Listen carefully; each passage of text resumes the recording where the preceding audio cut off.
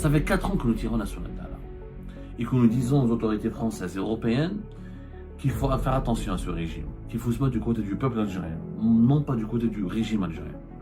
Et aujourd'hui, la crise éclate. Cette crise algéro-française, il n'y a pas que le régime algérien qui en est responsable. La France, elle est aussi grandement et énormément responsable. Monsieur Emmanuel Macron, le président français, a parlé de déshonneur. Le mot était très très fort et il est même blessant.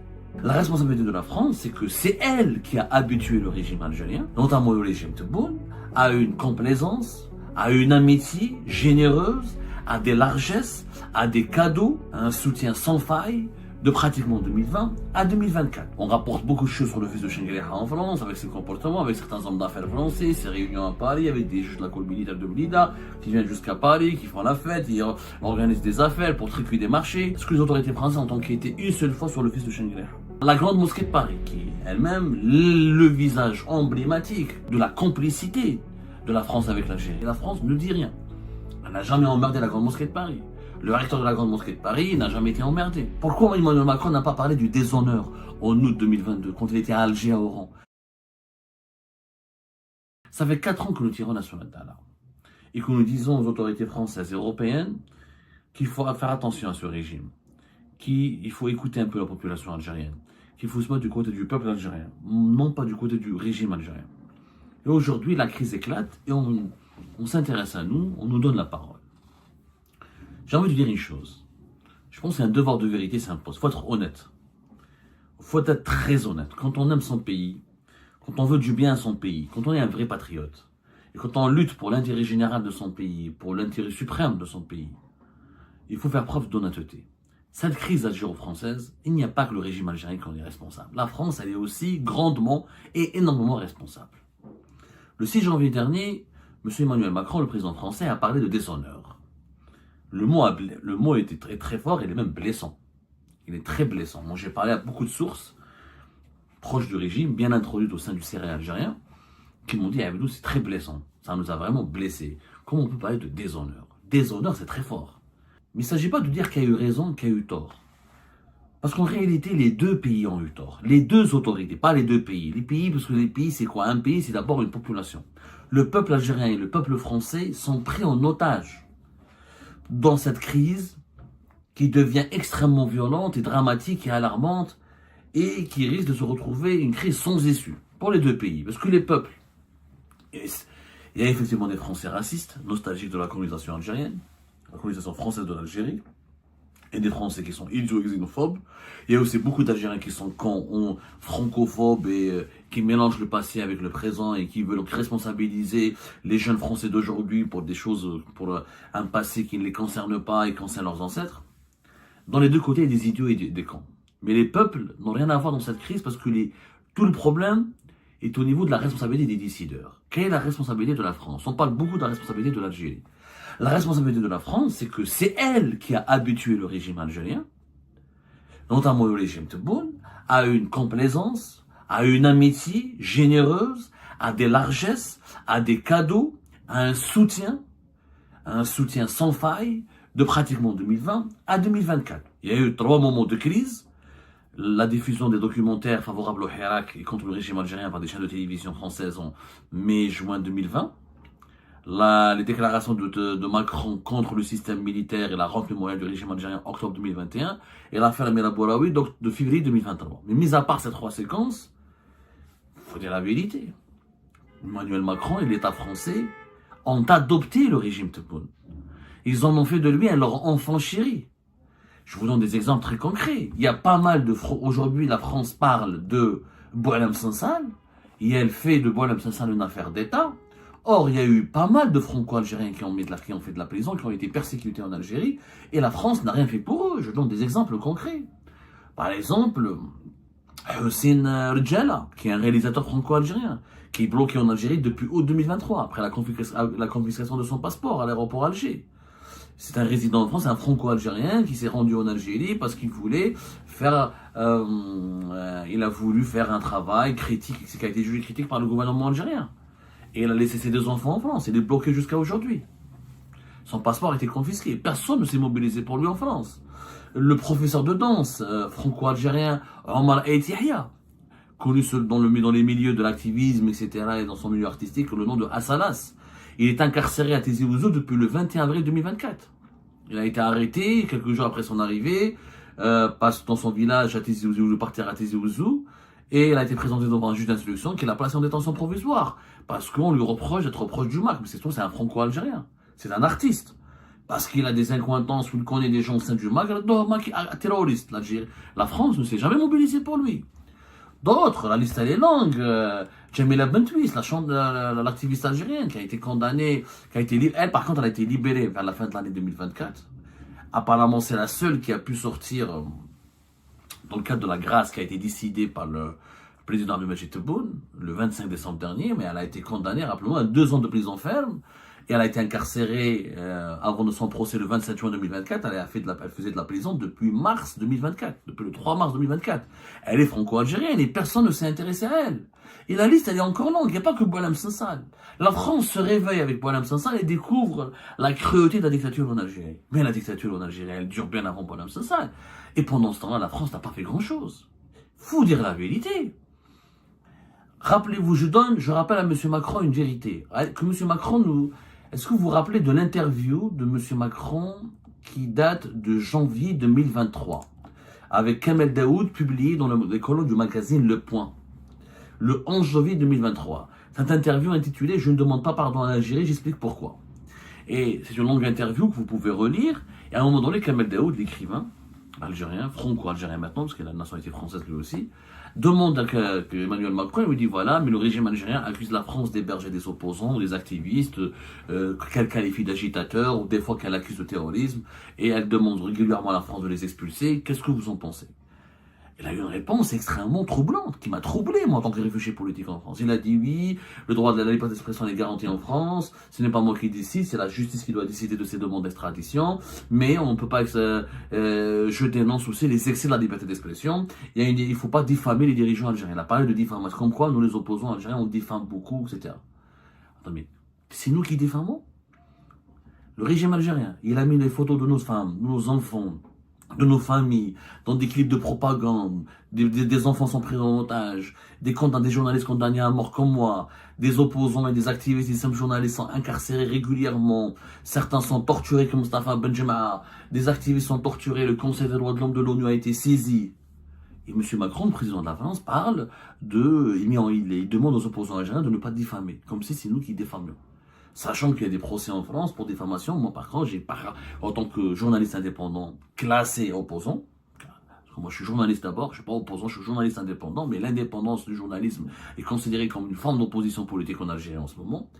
Il y a eu des procès contre moi, mais j'ai gagné 95% de mes procès en France, devant les juridictions françaises.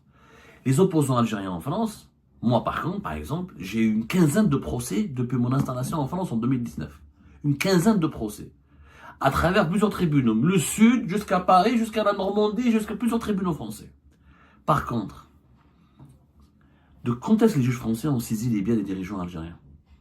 Pourquoi la France n'a pas enquêté, n'a pas saisi les biens de général Rali Belkser, dont les 2 filles âgées de moins de 30 ans ont 2 appartements dans le 16e arrondissement?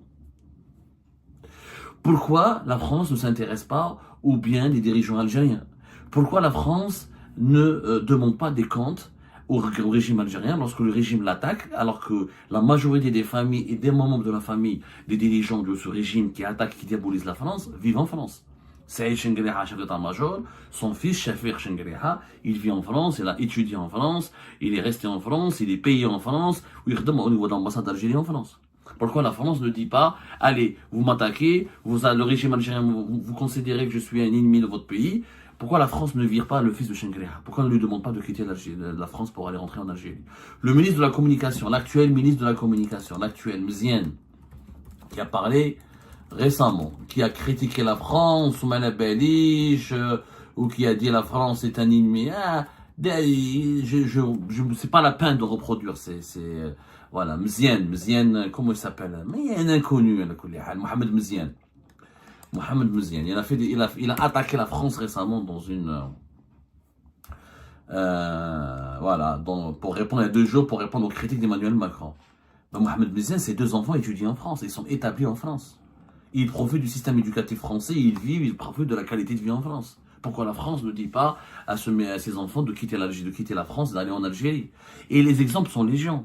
Les milliardaires algériens proches du régime algérien, proches de la famille Tebboune qui détiennent des biens en France, on en a déjà parlé. Le fils de Boustela, qui a accumulé une fortune de 200 millions d'euros, le fils de l'ancien général-major Mohamed Boustela,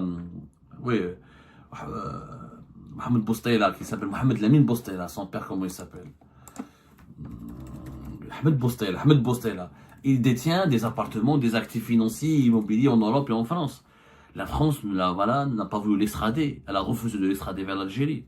Elle a considéré même en 2021, on en a parlé, entre 2021 et 2022, il y a eu une procédure judiciaire et elle a invalidé les mandats d'arrêt émis par la justice algérienne. Je ne vais pas citer le cas des Weli, des actuels Weli qui sont au gouvernement, qui travaillent avec Tebboune, des actuels ministres qui sont au gouvernement actuel de Tebboune et qui veulent acheter des appartements ou qui veulent prospérer en France ou qui veulent faire des affaires en France. Ils sont très très nombreux. Le cas des dirigeants algériens qui détiennent des résidences en France, leurs familles, même des généraux, des anciens généraux. La France n'a jamais rien fait contre eux. Elle les a toujours habitués à des largesses. Si un opposant algérien en France il met 1000 euros dans son compte à la poste, on va lui demander des justificatifs. Mais que les filles du général Belkser achètent des appartements au 16e arrondissement à Paris, personne ne leur demande de justificatif. Ça veut dire quoi? Un opposant algérien en France, il est appelé par les tribunaux, il est jugé conformément à la loi. Mais est-ce que le fils de Chengueleha en France, il est surveillé, même s'il a un statut de diplomate, parce qu'il travaille pour le bureau militaire?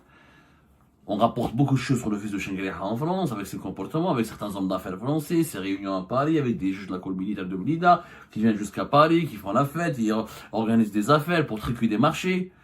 Est-ce que les autorités françaises ont enquêté une seule fois sur le fils de Chengueleha? La grande mosquée de Paris, qui est elle-même le visage emblématique, l'incarnation de la complexité et de la complicité de la France avec l'Algérie. La grande mosquée de Paris, on a révélé en été 2024 comment une institution française touche directement l'argent de l'État algérien et utilise une partie de cet argent pour financer la campagne de Abdelmajid Tebboune, le candidat aux élections en Algérie, en France, avec des meetings organisés en France. Et des responsables de la Grande Mosquée de Paris ont été les principaux animateurs de la campagne d'Abdelmajid Tebboune pour le deuxième mandat. Or, il s'agit d'une institution religieuse, spirituelle française. La loi, normalement en France, elle t'interdit, c'est de l'ingérence étrangère ou pas? Il y a un conflit d'intérêts. Utiliser l'argent public d'un État étranger pour financer ensuite les meetings électoraux d'un président de la République étranger sur le sol français.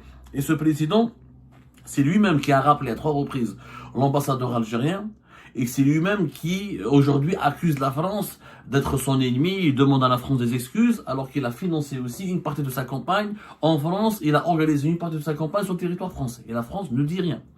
Elle n'a jamais emmerdé la Grande Mosquée de Paris. Le recteur de la Grande Mosquée de Paris n'a jamais été emmerdé. Par contre, des opposants algériens, pour un oui ou pour un non, pour un article, pour une vidéo, plainte, tribunal. Pourquoi? C'est que la France, elle a protégé longtemps le régime. Emmanuel Macron, il a fait des cadeaux au régime. Il est parti en août 2022. Quand il était en août 2022 à Alger, à Oran, il n'a jamais parlé des détenus d'opinion. Il n'a jamais parlé du déshonneur. Pourquoi Emmanuel Macron n'a pas parlé du déshonneur en août 2022, quand il était à Alger, à Oran? Il y avait des journalistes emprisonnés, il y avait des êtres humains emprisonnés, comme Boualem Sansal, pour des opinions, et des opinions beaucoup moins radicales, beaucoup plus intelligentes et beaucoup plus sages que l'opinion de Boualem Sansal. Emmanuel Macron n'a rien dit. Il n'a absolument rien dit. Emmanuel Macron, en juin 2024, lorsqu'il y a eu le G7, la réunion du G7 en Italie, il a embrassé Tebboune, il a accueilli Tebboune. À plusieurs fois, quand il y a des réunions internationales à laquelle participait Tebboune, et quand Tebboune croise Emmanuel Macron, une amitié extraordinaire. À ce moment-là, Macron ne ressentait pas un sentiment de déshonneur à l'égard de son interlocuteur algérien. Pourquoi? Parce que la France d'Emmanuel Macron, qu'on le veuille ou non, a soutenu le régime algérien. Je vous remercie comme d'habitude pour avoir suivi cette vidéo jusqu'à la fin. N'oubliez pas de nous laisser vos commentaires, vos réactions et vos likes sur cette vidéo et de vous abonner à la chaîne si vous n'êtes pas encore abonné. Je vous remercie aussi pour votre soutien à notre chaîne, ça fait vraiment plaisir. Nous avons bien dépassé la barre des 25 000 abonnés très récemment et nous démarrons l'année 2025 avec de nouveaux objectifs et nous espérons bien être toujours à la hauteur de vos expectations. C'est très important pour nous, donc nous lisons vos commentaires et les discussions très animées et très intéressantes dans la section des commentaires. Donc c'est un petit peu aussi le but de nos vidéos et de ces capsules, c'est de pouvoir discuter entre nous et de se partager les différents points de vue. Donc voilà, merci encore une fois pour votre soutien et à la prochaine dans une nouvelle vidéo. Au revoir.